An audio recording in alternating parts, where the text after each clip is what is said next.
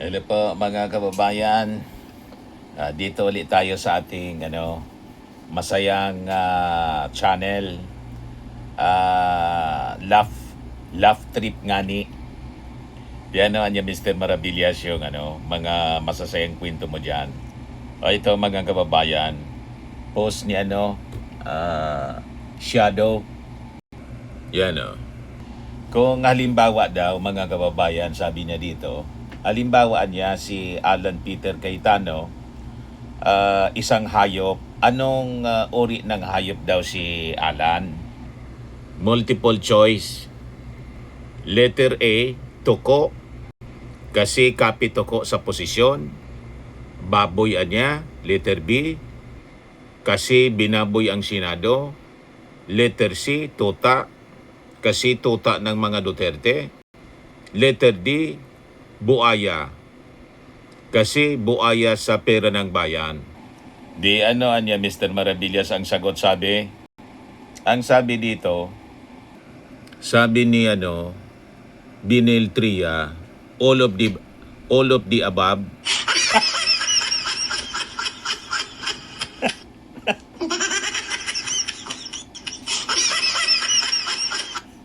All of the above.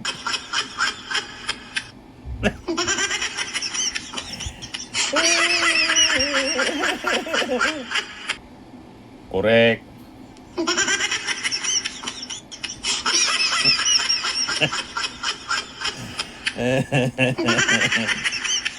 Hindi po ako ang may gawa nun ha.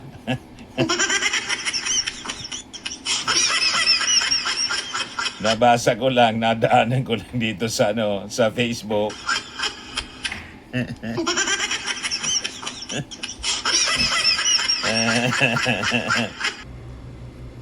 Ito, post ni Aurora Piuan, yung karibal ni Aimee.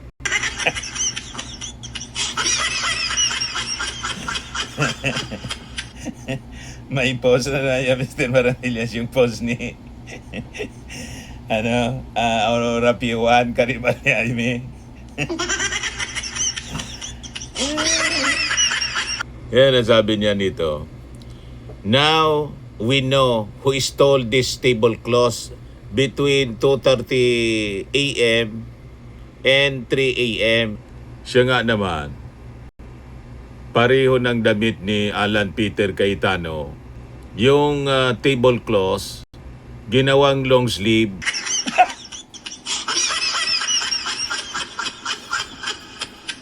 Pati mantel mga kababayan, hindi pinatawad ni Alan.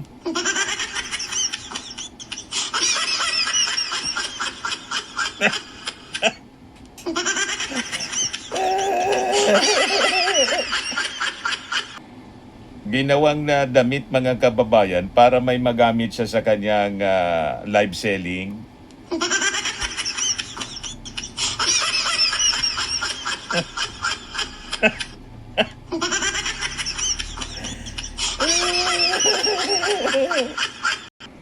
Kaya sabi ng mga netizens, anyari, terno talaga.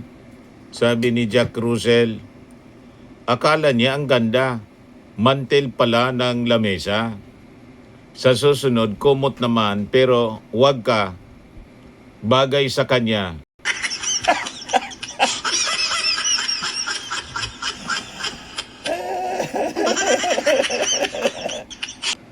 Sabi ni Tasmin Chudhari, baka naman pumoto lang. Sabi ni Peter Lolong, 10K ang tawa ko.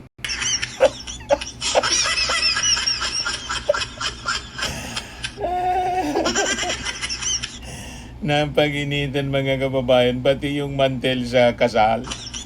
Kasalan.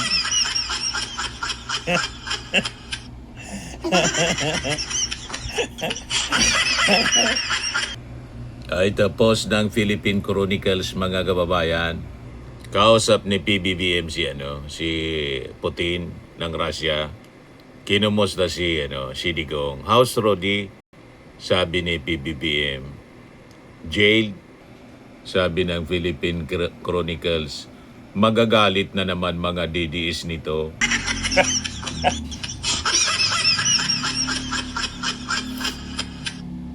Malamang magwala.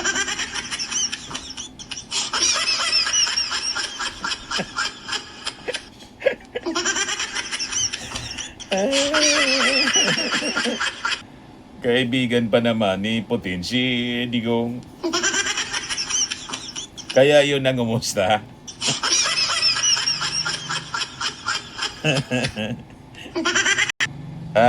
Sunod na daw, sabi ni Pulong si Bongo.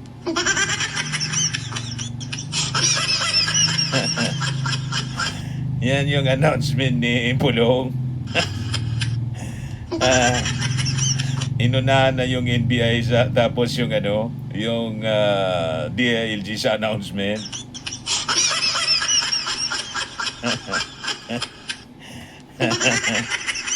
Kaya sabi kanina, hininga ng reaction si DILG Secretary John Vic Rimolya. Sabi ng reporter, may ICC warrant na daw niya si Bongo. Sabi ni Pulong niya, ang source niya, highly reliable source. Sabi ni John Vic Rimolya, baka niya high lang.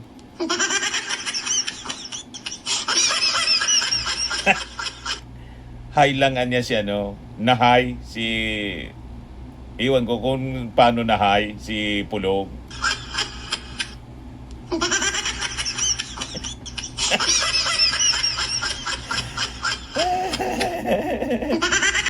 May patama si John Vic Rimolya. High lang siguro niya. Gumamit siguro. Pang high.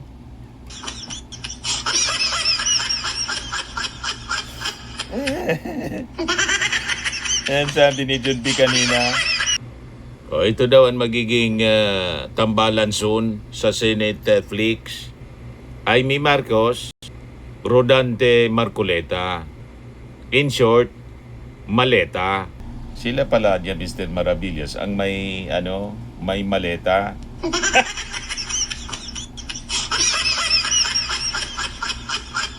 Sila nga ang may maleta. Kitang-kita po. Nasa pangalan mismo.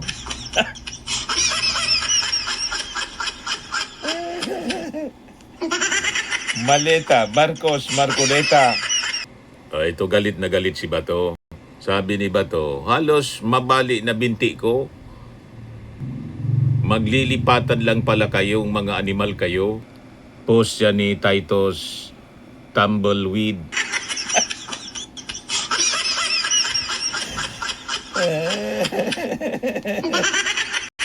Sayang talaga po yung pagkadapa ni Bato.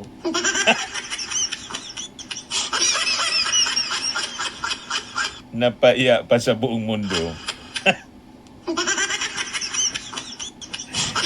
Magtatamblingan lang pala yung mga kasama niya sa Senado.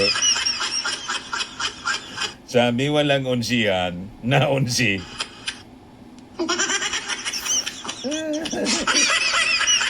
Yan sabi ni Alan. Sabi ko sa 13, walang unsihan. Pero bakit lumipat kayo? Ayaw kasi nila ng unsihan. Gusto nila trisihan.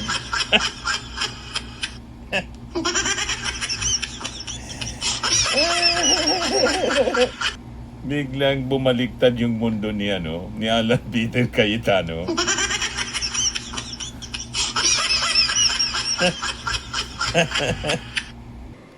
Ito yung sabi ni Bongo.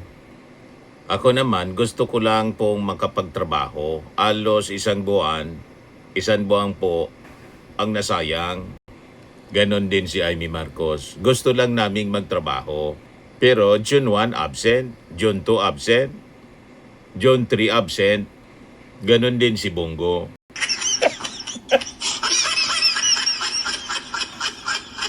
Puro niya, Mr. Maravillas, baliktad yung mga pinagsasabi.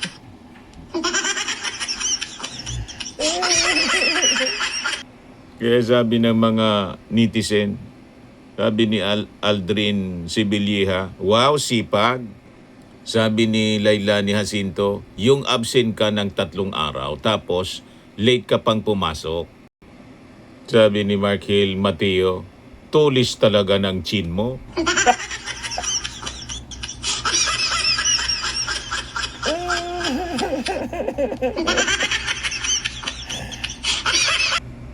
Ito post ni Mon Abria. Sabi niya, define kapituko. Sabi niya, isang trapo na gagawin ang kahit ano para manatili lang sa poder.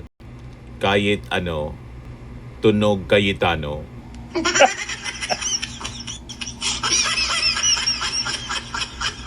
May bagong ano po, may bagong definition yung kapituko.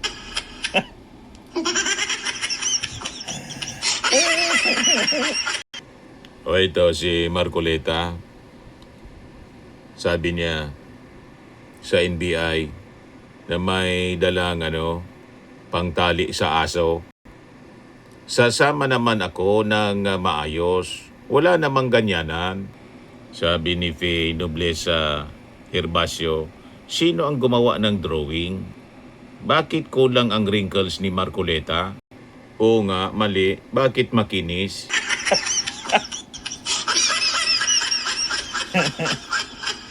Mali yung pagka-drawing po.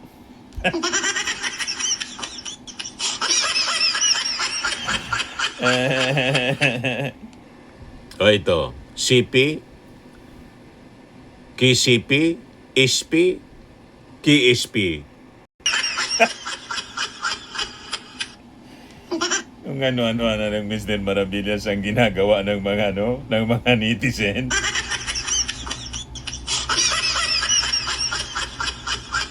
Swak.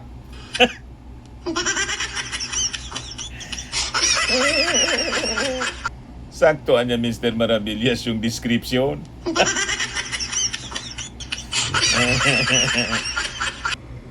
O ito post ni dating Senadora Cynthia Villar tungkol sa umangat na lupa. Baybayin pala yung dagat, umangat po, naging lupa na yung dagat. Yung pagtama ng lindol. Saglan na Sarangani, sabi niya diyan.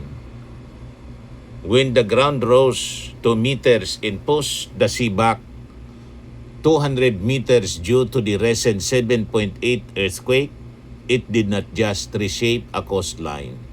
It exposed coral reefs and seagrass beds that took centuries to grow. The DNR is going to make a scientific assessment. Let us make sure it leads to action, not just a report. What happened at Glan Sarangani is a powerful warning. The question is whether we are willing to listen and to act. Yung dating coastline po, yung dagat, covered siya ng tubig, naging lupa na, umangat ng 2 meters. Kaya napareact si Attorney Wilfredo Garrido. Sabi ni Attorney Garrido, naku, may balak.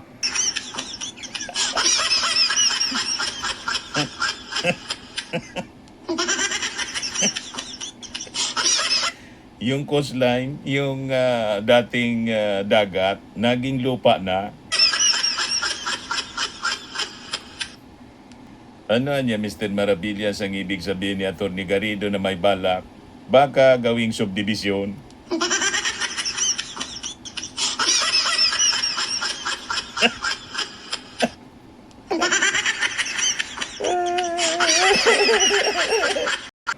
Sabi ni Jim Basaysay, napansin agad ang kalupaan, nalata ka naman madam agad. Sabi ni Aldrin Sibilyeha, mukhang may idea na siya kung ano ang design ng mga bahay.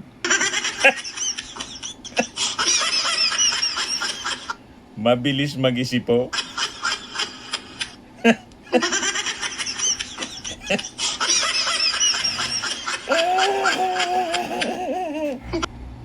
Malamang ipasurvey agad.